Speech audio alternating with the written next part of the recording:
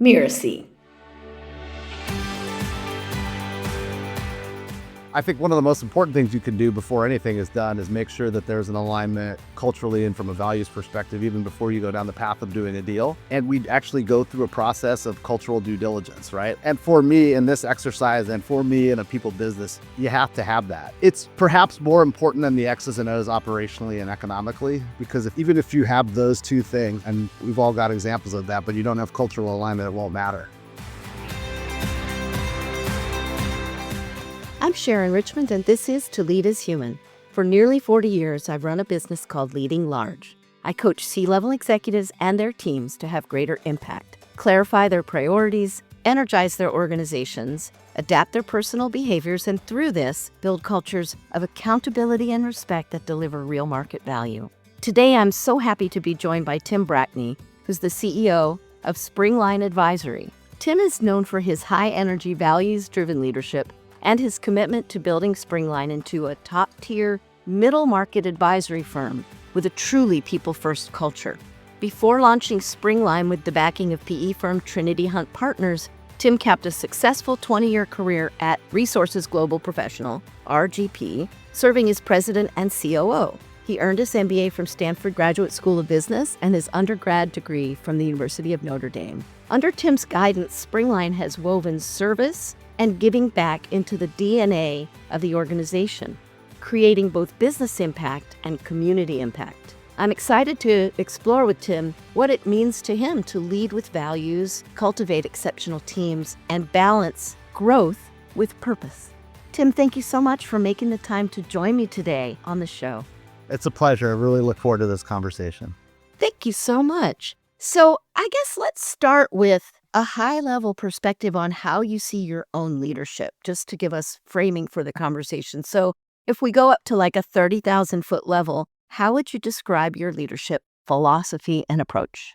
I would probably sum it up in one word that I think is a really important thing for, I think, all leaders and the best leaders that I've worked with, which is transparency. Transparency is a broad tent.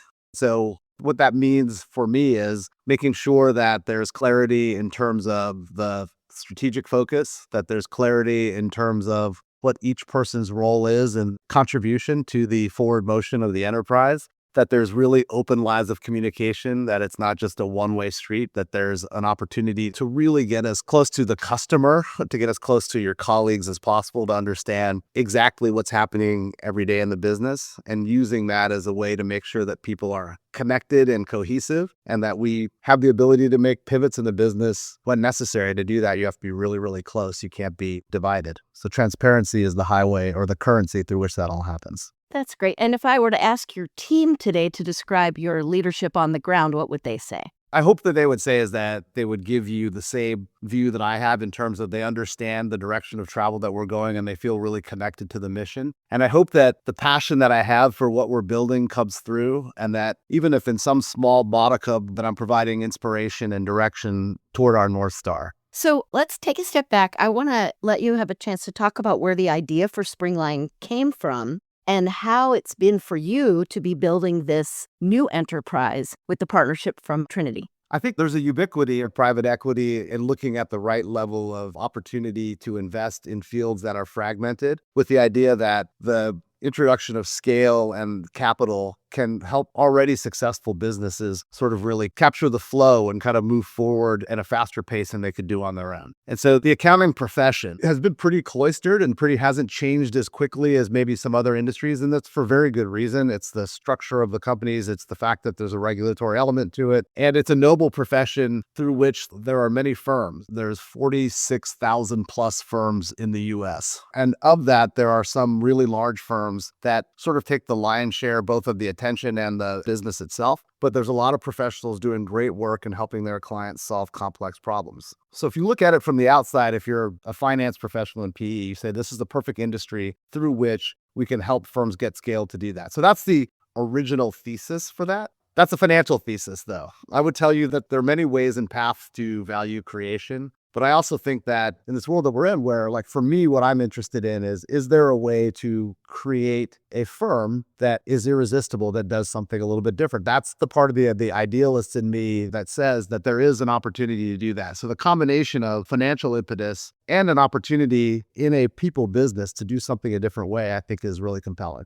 I really love that. And one of the things that struck me from very early on when we first met is this motto that you have, scale with soul. I don't think a lot of PE-backed companies would maybe talk about soul. So maybe a little bit about where this idea came from and why it's so relevant in the accounting and advisory field.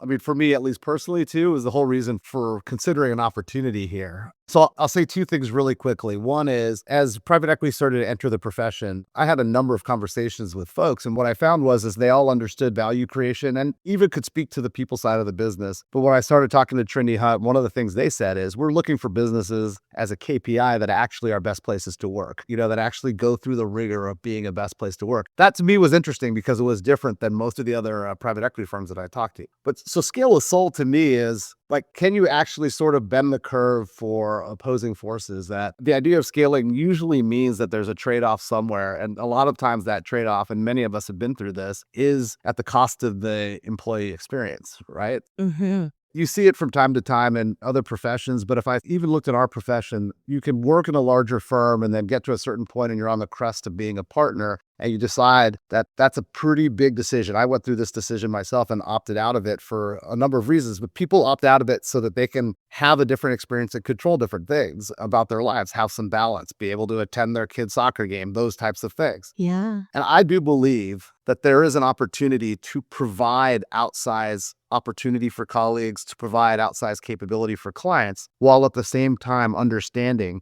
that your core assets are people. Right. And they're also very mobile and have the ability and they have the benefit of choice. And so what you think about is, can you make the grass as green as you can on your side of the fence, which is to attract and retain talent who can leave of their own volition? And that is scale with soul. We can get bigger without making the decision for choice be an impact immeasurably negatively on your life. And that's what scale with soul is. It's the lens through which, as you start to get bigger, you account for your people.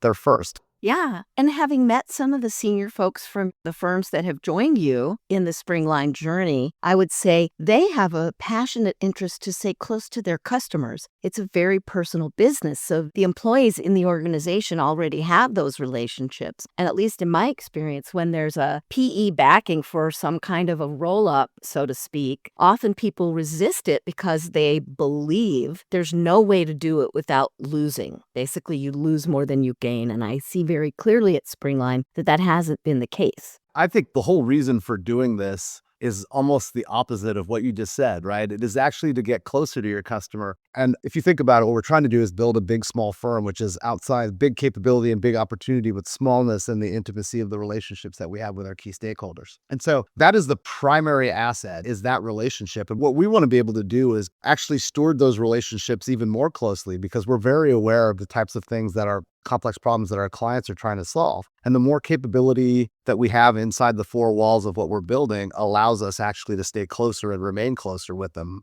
really side by side with them in the foxhole. That's great. I've seen you describe Springline as a people-first firm, which makes sense. I'm curious, when you first sort of leaned into this CEO role, I know there wasn't much there when you started. You were building the shell or the umbrella. I don't know. How do you describe it? I think umbrella is a good term. I resist the term platform because everybody says platform and platform means different things, Or nothing. or nothing, right? Well, I think umbrella is a nice way to put it, because we're bringing together like-minded firms who already are strong and have capability, but together want to build something special underneath an umbrella. So as you were doing this, what did you think it would be like to be CEO of this kind of a firm where others are joining in to create this big, small firm? What did you expect it to be like? I left a place that I've been for 20 years for this exact opportunity. And so, when I reflect on it, I think It's exactly what I thought it would be, right? There's this ability to jump back on a steep learning curve, and that's like learning new colleagues and also learning new businesses, all who've been successful and have a point of view, and then using that to meld and build the DNA of a collective firm. And what's been cool about that, I think, is that like one of the mechanisms that we've used to do that is we formed like an advisory council of the leaders of the firms that have come in, of the scaled firms that have come in. And we utilize that as really the lens through which we approach the pace and velocity of change. What you didn't want to have is an ivory tower approach where things were being done in parallel and then crammed down and there was no consideration. And so you set yourself up for potentially what could be a slightly slower, slightly messier process. It puts a premium on making sure that when you're evaluating firms to join, that they kind of fit the profile of wanting to build something together. And so to me, it's been incredible. Not that it hasn't been perfect, but it's been phenomenal in terms of the firms that have joined and how they've leaned into wanting to build something together. And the learnings on both sides, I think, are propelling us to a place that I think is going to be really special. So, what do you think some of the challenges of this are? I know when you're bringing in these scaled firms that have their own leadership, they're used to making autonomous or semi-autonomous decisions among the partnership. And so, how is that impacting this growth and particularly how you lead this growth? I think the ability to, what we're doing means you want to bring in firms that are successful because we're not in a position yet to fix firms that are broken in some way. And particularly at the leadership level, what we've leaned into are strong firms with strong perspectives. So the challenge, of course, is that when you have people who are strong and have been autonomous for a long time, is melding that into making collective decisions and aligning on that direction. That to me is also the fun, of it. I mean, it's been, for me, anything that starts a learning journey, and I'm a perpetual learner, it is one of those things where it's like, where you can actually adjust the lens that you may have had for some time based on your own experience to trying to form this collected one. So it is by definition a little bit slower. But I think one of the things that I think has been really interesting is that there's one other complexity to this, is that I build a management team who also brings their own collective experience and wants to move quickly. And we've all had to slow down to move fast. And what I've seen over the short passage of time is as we've gotten comfortable with each other, as people start to buy into the things that we're doing together, that slowdown is propelling us to move faster. And you can see it now. So that to me has been like an incredible experience. We're both exhilarated and exhausted all at the same time. It is that feeling of accomplishment collectively because we're tackling bigger things early, knowing that that's part of our foundation. So, what are some of the bigger things that you're tackling that help demonstrate value to the constituent firms? One of the things that was really interesting for me is I was coming from a firm that was project consulting based, which means that it was based on projects and there was a defined start and defined end. There was recurrence of clients, but not recurrence of revenue. So, it was a constant thinking of demand, like how you could influence demand, kind of waking up hungry and that kind of a thing. And what I found when I came back to the profession is that it was really more of a supply side issue to start. There's always a demand element, but a supply side issue in that there were less people coming in and they were staying for shorter periods of time. And so firms that were kind of enmeshed in this talent war were having a hard time being able to keep up. In fact, they were turning away customers because they didn't have capabilities. So the first thought was, how do we fix capabilities? So one of the first things that we did was stand up a national talent acquisition arm that has been incredibly successful, that everybody is tied into because everybody has that same issue. And how quickly we've been able to do that has been amazing value. There's other ways to tackle capacity. One is thinking about leveraging international operations, which we're starting now, but then also to embed technology in that. And so we've seen there's immediate value that comes from that. And you think about that is solving a problem. It's not just asking for more. It's here's some of the fuel for growth. And so that's a great example of like real near-term success that we've had and we're all leaning into is the ability to kind of help solve that capacity issue. That's terrific. And I'm sure that that's one of the main values that the firms are looking for when they come in, along with being able to preserve some element of their own cultural style. Is that right? Yeah, that's absolutely right. And like, look, this is what we want. I mean, even when I've worked in larger firms, you sort of have an overall climate and then you have microclimates within that climate. We want people to preserve that uniqueness, the things that are part of their sort of the rituals and things that they've done day to day to make sure that they're really connected to their communities. We want that. There are things that certain firms have done that others didn't that we may want to proliferate. And so to me, that has been one of the probably most satisfying things of doing this is seeing how those things have come together organically and how some of the things things that can be proliferated, we can make programmatic and people really lean into them. That's super. So, thinking about, I know you're a pretty high energy guy and you like to move pretty fast. So, what did you have to do to help yourself learn how to do this go slow to go fast thing? Because I imagine a lot of executives can relate to that. Impatience, let's say, in a way, or like a push, really want to strive for things. I mean, I'm not gonna lie, it was hard, right? Like, in some ways, you kind of fight it yourself a little bit. But, like, I sort of looked at it, I mean, really what you're doing when you're going slow, like, for me, the way that I was thinking about this was a way of building mutual trust. Yeah. And that's not something you can rush, right? Like, the Supreme said you can't hurry love, right? There's a lot of wisdom in that old Motown song, but it's like I threw myself into kind of getting to know the firms and the things that were important to them, really trying to get as close to the leadership team as possible. I came from a place where we could finish each other's sentences because it was a long tenured executive and had been at one place for 20 years to, hey, we're all going through a big change together. You can't rush that. So let's get to know each other. And by the way, we're building things that are going to help you. They're not built yet. And you're already a successful firm. So I'm not in a rush to change kind of who you are and what you're doing. Let's make some of these decisions together. So it was a real conscious decision. But there are times where I've had to fight myself where I'm like, where you feel like you could see what the end line is, but you cannot drive faster there. And there have been times where I felt like I've seen the end line there. And after going through more discussion, the end line changed. And so it just taught me that, hey, like, this is the right way to go. But I'm not going to lie. Impatience is a virtue in some ways. And like, I do have to fight myself from time to time. But what I really, really enjoy is seeing when collectively I've gotten myself to slow down and collectively we're asking to go faster. And that's happening now. That's terrific. So that sounds like it's very reinforcing of your kind of practicing the slow down, even though inside of yourself, I know you're 5 years down the road pretty much. This has been one of those things where you challenge your own experience a little bit and then it kind of reshapes you. Like, I have felt that and I appreciate it because I don't think there's another way to do this. And I do think that actually the lessons that, I've even learned over the last couple of years are ones that are going to impact my DNA forever kind of going forward. And so I just appreciate the idea of like having to pump the brakes sometimes and what the benefit of what that gets you, especially when you're trying to do something complex collectively.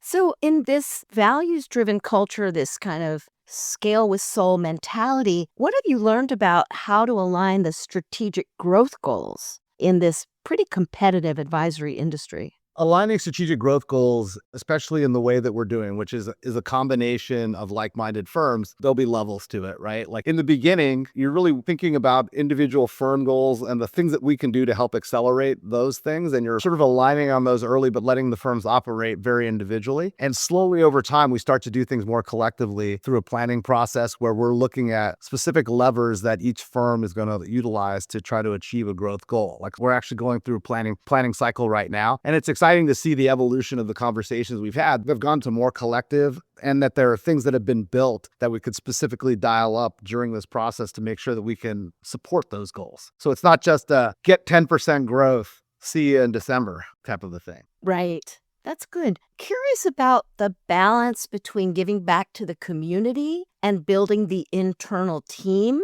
So talk about a little bit the role of emphasizing community engagement. First of all, that's something that's really close to my heart. I've always felt like if you're a people first business, you're not just embracing the individual or the city or the company, you're embracing the community around them. And so this is a good example of where firms have things that they do specifically in their community. And we've like tried to pour into that. We haven't as a firm yet decided on something that we want to do nationally, like that is on the roadmap for what some of the things we want to do. There's a lot of desire to do that. It speaks to our core value system and our desire to be more than just a firm. We live and work in these communities. Right now, like how we do it is we align with the community activities that our firms are doing. We try to enhance those through our own participation. And we put ourselves on a path to say, like, we'll always have things that are more local, but also thinking about as we become more of a national, international firm, how we can attach those communities from a national perspective. And I know the firms that join in are of different sizes and of different ages and different specialties. From my own experience, I know how difficult it is to do large-scale change of a culture. I wonder if you can talk a little bit about what you've learned about how to influence all the way out to the front line of the firms in terms of building that trust and shifting that mindset from us and them to us? I think one of the most important things you can do before anything is done is make sure that there's an alignment culturally and from a values perspective, even before you go down the path of doing a deal. And we actually go through a process of cultural due diligence, right? And for me in this exercise and for me in a people business, you have to have that. It's perhaps more important than the X's and O's operationally and economically, because even if you have those two things, and we've all got examples of that, but you don't have cultural alignment, it won't matter. And so I'd say that that's probably the first thing up front. And then I think I'd go back to this really understanding that as people are going through change, you can't rush it. And so we take our cues from the firms to figure out the best ways for us to engage and to introduce ourselves to them, and don't force that. We take our change management cues from the management team. Some people want to move faster with a bigger footprint. Some people want to sort of bleed it in. We're able to do both. And then what we've done, I'll go back to the concept of transparency. We've done a few things where we want to make sure that like we bring the firms together virtually and talk to them about what we're doing at the enterprise level and from an initiative basis. For anybody who's an equity holder, and one of the things that we've done is give equity below the level of partner. Anybody who's an investor, like we do an internal investor call twice a year and push forward financial information, which includes commentary on the progress that we're making on certain initiatives. And then we're on site as much as we can be without being intrusive. Like we don't want dog and pony show when we're there. A lot of my team works virtually. And so when we do get together, we try to do it at an office site where we've done a transaction, and we use that as an opportunity to get to know some of the folks there at all levels of the firm. That sounds like it would be pretty rewarding, but also maybe kind of tiring for your leadership team without a shared home base. So how do you keep the executive level, the Springline executive level,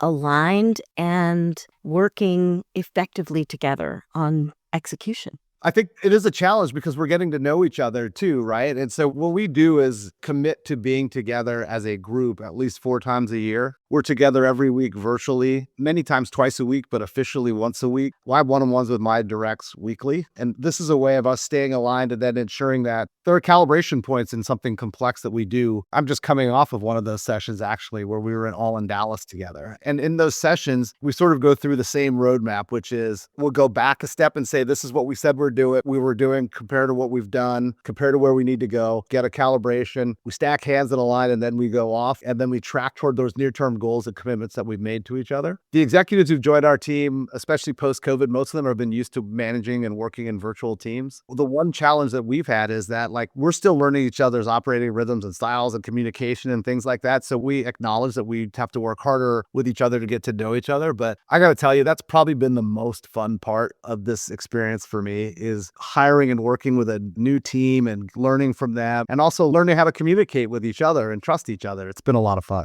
That's terrific. I know a lot of the challenges in the field is having a sense that you're growing throughout your career. So what kinds of things are you all doing in terms of mentoring, especially around the shared culture and values, but also just about how to run the business and how to serve clients well? I've had the benefit of working with incredible mentors through my career, including folks who are still part of my kitchen cabinet now for when I run into something that I feel like I need a fresh perspective on. But I would say what we're trying to do, and I'd say a couple of folks on my team have been really good about doing this, which is fostering steering committees that are across firm to bring perspectives both for the firm and at different levels of the firm when we're going through things. We have that advisory council that is really a crucial fulcrum for both change and communication and providing two-way feedback. In terms of official mentorship, like in my old firm, we had official mentors, which I think is a really, really good program. That is something that'll be on the roadmap. I can already see that there are things that are happening organically where people kind of find their people, and they found ways to open lines of communication where I can already see that that's kind of knitting us together even more closely. So that's really how it is. It's mostly kind of getting group perspective right now. And at the one-on-one level, it's happening organically, with hopefully more of both happening in the near future. So we all know that our origin stories have a lot to do with how we see the world and how we interact with people. And I think for leaders, those origin stories can be really important to identify, like, what are the through lines in your life? So would you share a little bit about your personal backstory and how you think it's influenced the way that you lead today? For sure. And it is. And it's something I lean into and I'm super proud of. I was born an orphan in Saigon, Vietnam, and was adopted by a couple in Vietnam. And my ethnicity is I'm half Vietnamese, half African American. My adopted parents were Latina and Caucasian, right? So like I was basically United Colors of benefit, right? As a child. But I say all this because, like, for me, when I think about like how I view the world, I wake up every day just feeling incredibly lucky to be given the opportunity I've been given. Like I had two parents who loved me and put me on a path to wanting to achieve and always supported me in those things. And so there's a part of me that always just wants to make them proud and not give up on this opportunity that I've been given. And so like it lends to sort of this natural optimism that I feel like I have, because there's not much that you can throw at me that would be worse than if I had not had gotten the opportunity that I had. Right. So I just feel this sort of obligation based on a blessing that I feel happened kind of to me serendipitously. It's a driving force for me. It's going to be hard to find me in a day where I'm not smiling broadly most of those days. I can confirm that from my intermittent contact with you that you are. And I don't know if you know that I'm an adoptive mom. Did you know? I didn't know that. Yeah. So Then you're an angel. In my mind, you're an angel. Anybody who opens their home and their hearts to somebody is like an angel to me. and yet we felt the ones that were gifted. We were the ones that were gifted with the joy of our daughter. So I guess that's a little personal. I love that. That's so great. That's such an amazing thing, because there's a part of me that just says like, I think everybody should be given the opportunity to screw up their own life at some point, right? But like at the beginning, you don't really have that. Like you need to be able to get to a certain point of it. Okay, you're going to make some decisions and do some things, fine. But in the early going as a child, like everybody should get that chance. I have to say, Tim, I really appreciate your openness about this. And I know my daughter, who is a young adult, her joining our family through adoption is something that she speaks freely about. And it's a very important part of her story. And we were talking the other night about why. And she said, well, I think it's got a stigma. And if I talk about it, it eliminates the stigma. So personally, I'm grateful. I didn't even know we had this connection point until prepping for today. And it's very touching. So No, I love it. And it's funny that I guess it's true. Like maybe people do say there's a little bit I just never thought about it in that way. My mom and dad were always my mom and dad. When I look back, I just was like, there's like things that change the trajectory of your life. Like this was such a dramatic change in the trajectory of my life that like, I can't think of anything but absolute gratitude that comes out of that. Zero stigma or negative anything, just pure gratitude. Yeah. yeah. Well, that's certainly how our family has always viewed it as well. So from where did you grow up? So I was adopted in Saigon, Vietnam. My dad worked for USAID and then a government NGO. And when he switched to work for the government NGO, we moved to Dhaka, Bangladesh in the Indian subcontinent. I went from kindergarten through 9th grade there. And it was an amazing experience. This is one of those things where like as a kid, you don't even really realize it, because as a kid, it's like your surroundings are your surroundings, but it does impact your worldview also. I mean, the other piece of gratitude I have is just, I feel really grateful to be a citizen of the US. You realize what we have when you see other parts of the world. And when we were living in Bangladesh, it's the size of the state of Wisconsin with 90 million people. If you just imagine the kind of poverty that was there, you recognize that there are people who are living in circumstances that they just don't have the opportunities that a lot of us have. The combination of those two things like always makes me feel like, man, like every day that I'm here, I feel really, really lucky. That's really powerful. And so how does that affect the way you lead? Mostly I'm trying to find the positive side of things. It doesn't prevent me from having the hard conversation or recognizing the ramifications of the decision. I would tell you that I'm not a 1 and 0 type of a thinker. Like I don't think that everything has to be a full win or everything is a full loss. I think that there are degrees and gradations. And I think that the best thing we could do is try to figure out the path where we can get to a win-win, right? And I feel like there's always gradations in that. And if you keep the positive side of that, you're likely to be able to get there and continue to move forward. It's less about the things you do every day and more about the decisions you make every day and the way that those decisions are communicated and how people align around them. And so I think both pieces of my background lend to the lens through which I make those decisions. Yeah, thank you for sharing that. So one of the things our listeners love most about the show is when leaders will share those crucial leadership challenge moments where you have to own something in yourself that you didn't maybe notice before and make a shift. Is there a story like that you could share about a pivotal shift in your leadership? Yeah, I think human beings are complex, right? So like I just spent some time, I think I'm also pretty self-aware, but there are times where you kind of get some feedback. And by the way, anybody who says they love feedback, probably lying in some way, and that nobody loves to hear something about themselves that kind of strikes at them, but it's what you do with that you love, right? And I would say that sometimes one of my flaws is that like I'm a very passionate person. I'm optimistic and I'm passionate, but sometimes I'll get rooted in my point of view, right? Like, I just will. And I know that about myself. I gave you an example of where I was thinking about that if slowed down to move fast, we wouldn't have to get to the destination faster. I could think of at least 2 times where I was trying to move faster than the herd and I couldn't see it in myself. And luckily I have the benefit of people who are willing to pull me aside later, like in a less tense moment to say, hey, like we all want to get there, but maybe there's a slightly slower path to get there. And so it's something that I'll work on every day. And I know it about myself and I'm willing to accept it. But I think whether you're a CEO, whether you're responsible for a large function or a team, you do have a strong belief in what you're doing, right? And so if you don't have that belief, you're probably not going to be able to define a North Star for others to look after. But the route to that North Star is not a straight line. And so I would just say that, like, sometimes I have to remind myself of that.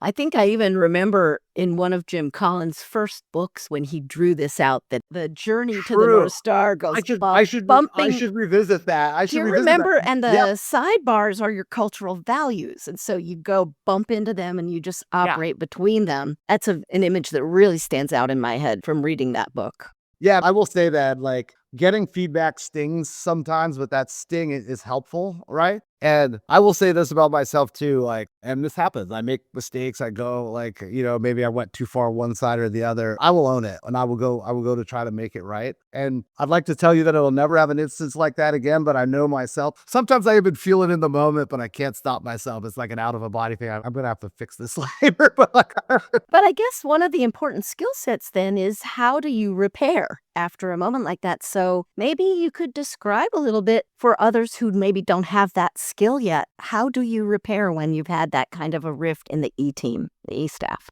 I try to do it directly. If it's a one-on-one thing where I was aware that I did something, and I'll give you 2 instances. If I'm not aware in the moment and somebody brings it to me, either somebody who observed it or the person themselves, I will own it instantly because it'll hit me like a ton of bricks. Because sometimes if I don't identify it and try to fix it myself, it means that I wasn't aware of it, right? And that does happen from time to time. But most times I'm aware that, like, in a moment of reflection after the fact, that I probably didn't handle it the right way. And so I will go back and I will say that. And I'll say, I'm going to own the fact that this didn't go the right way. And I'll apologize either for my delivery or my obstinance or whatever it is. And I'm not going to give you a but. I'm just going to say that. And then I'm going to say, let's talk about it some more, because I think there's a good discussion to have. And if we could do it in the moment, we'll do it in the moment. If not, we'll do it later. But I don't want the apology to be something that happens before the comma and then move to the Right. next step. I want that to stand on its own so people understand that. I take accountability for that. And I don't want to do that just as like a way station on the way to, like, kind of moving forward with whatever the topic is. So you really want a period at the end of that sentence. I want a period at the end of it. And if we need 2 returns and start later, fine. And I'd rather do that than have somebody think that I just apologized to get my own point of view across later. Like, that's not what I was trying to do. We've talked quite a bit about this sort of ongoing learning. Is there any particular thing that you're focused on right now in your leadership learning? Even though I was president and COO and I ran a full P&L, the buck didn't just stop with me before, right? Like, there was somebody else. So that was a learning, and also learning that the phrase lonely at the top didn't just come from nowhere, right? So what I've learned is that I needed to lean on and develop sort of an even more curated kitchen cabinet than the sort of the mentors that I've had through the years. And so, especially in the lane of PE-backed CEOs and, like, being able to kind of speak about specific situations. So I've plugged into that community in a different way. What I've found is that's been a tremendous source of learning for me and has helped me with real time with things. I'm trying to learn, like, real balance. And everybody says this, but there's so many things to do. Like, I don't want to lose touch with the broader world. I don't mean just family. I'm actually pretty good about being intentional for family. I've got 2 young kids who are in sports and I'm there for them. But just in the world and how dynamic it is, I feel like there are things that happen in the world that I'm not as connected to. And as a CEO, I have to be connected to that to understand the impacts it might have on even on our business, but certainly on our people and a people organization. So I've had to find ways to manage my schedule to be able to be more connected. Love that. What I'm taking from our conversation is that you're learning and you're actively learning, and there's always the next thing to learn. So to me, it seems like a very healthy approach to leading in a very fast-paced environment. That's what I feel. Yeah. I put myself intentionally on a vertical learning curve and I'm enjoying that. That's super. So much of workplace culture is driven by how we use language, and I know you're very intentional about your language. So I love to ask every guest, I've named this podcast To Lead is Human very intentionally, and I wonder, what does this mean to you in the context of your leadership?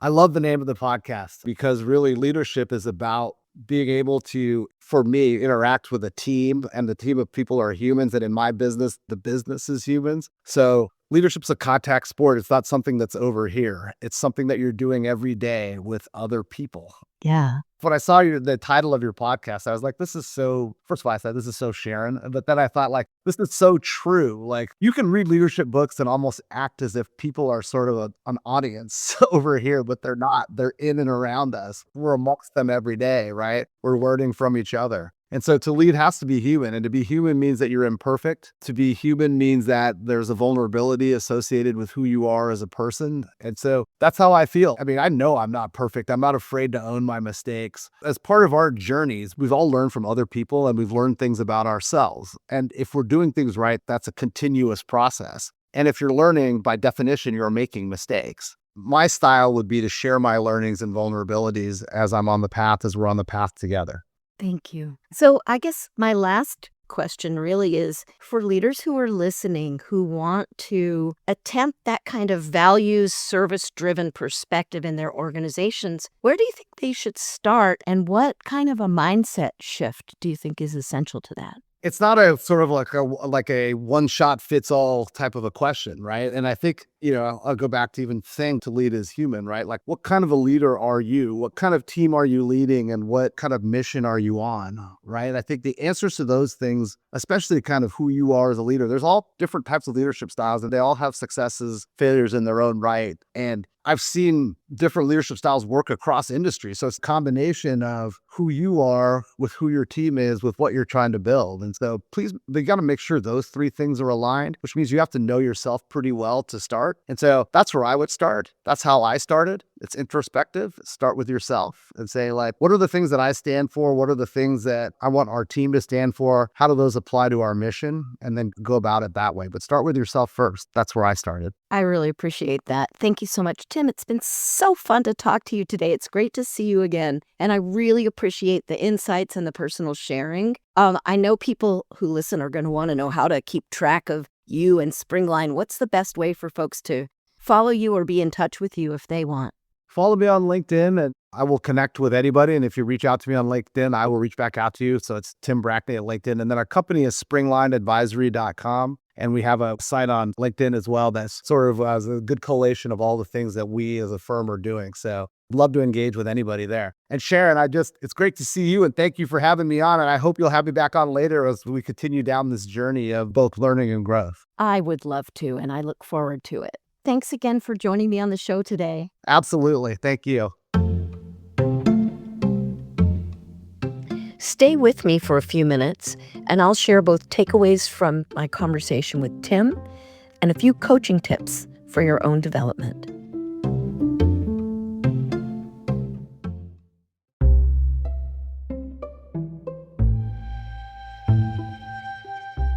Tim leads from a rare blend of financial acumen and soulful idealism. He shared what I would summarize as 3 excellent executive mantras, something any one of us could learn more from. First, you can't hurry love, courtesy of the Supremes and their 1966 hit song. Second, go slow to go fast, something that every executive leading change learns sooner or later. And 3, opportunity is both a gift and a responsibility. Tim grounds his leadership in a core belief that transparency is his most valuable currency as CEO. And this belief that transparency enables trust and trust enables scale runs through every story he shares. As he and his Springline executive team build from this ground, they show all of us how a PE-backed professional services firm can indeed gain the benefits of scale without sacrificing humanity. They're showing how to build a big, small firm where relationships remain intimate and those people-first values really endure, not just for their employees and their clients, also for the communities they serve. That's somewhat similar to what we learned from our prior guest, Nigel Tunnicliffe, the CEO of Coastline Academy. You can't hurry love. We do understand that it takes time to build trust, and trust is the basis for an executive team that functions at the highest levels. Second, the idea of go slow to go fast. And here, one thing I really appreciate is how Tim fully owned that his challenge as a leader has been learning to slow down to enable alignment and embracing a collective pace over his own personal drive for urgency. He knows that's a characteristic he's always had, and he's really showing his humility through his willingness to respond to the needs of the organization, particularly the other executives, to own his own mistakes, to actively repair any ruptures in relationships, and to keep on learning at his vertical learning pace, and to keep learning. At heart, Tim's leadership reflects his genuine respect for others at every level. And his leadership is animated by the gratitude and optimism that was born from his personal history and challenges, and his conviction that opportunity is a gift he must honor by building something worthy and humane. Being a leader is a significant responsibility, as all of you listening surely know. The challenge is to live up to that responsibility while honoring and embodying your own personal values. And it's tricky. You have to first know what your values are, and then you have to honestly translate them into behaviors and continually check those behaviors for, are they reflecting the values? And then you have to lead growth grounded both in those values and in genuine respect for the people that you serve, including your employees, which eventually shapes the culture of your organization. So how do you start this journey if it's not something you've thought about before? In this case, I have 2 coaching tips to offer. One is a DIY, do-it-yourself, and the other one isn't. To do it yourself, start by keeping a journal. Once a week, reflect on what values you've demonstrated through your behaviors and decision-making in the past week. Reflect on how others reacted to your behaviors and decisions of the past week, and consider whether the results you got were the ones you intended to get, or if you might have done something differently to get the results closer to what you had intended. Do it weekly and then quarterly review those notes and reflect on the same questions over the quarterly time frame. My other tip is that if you haven't ever worked with an executive or leadership coach, consider whether you could accelerate your own growth and progress with a Sherpa like myself, someone who carries the tools and frameworks and equipment and ideas that might help you see things in a new way and take some new actions. Of course, if you'd like to talk about this with me, just head over to my website and book a short exploratory call. But work with any coach that you think can help you do this.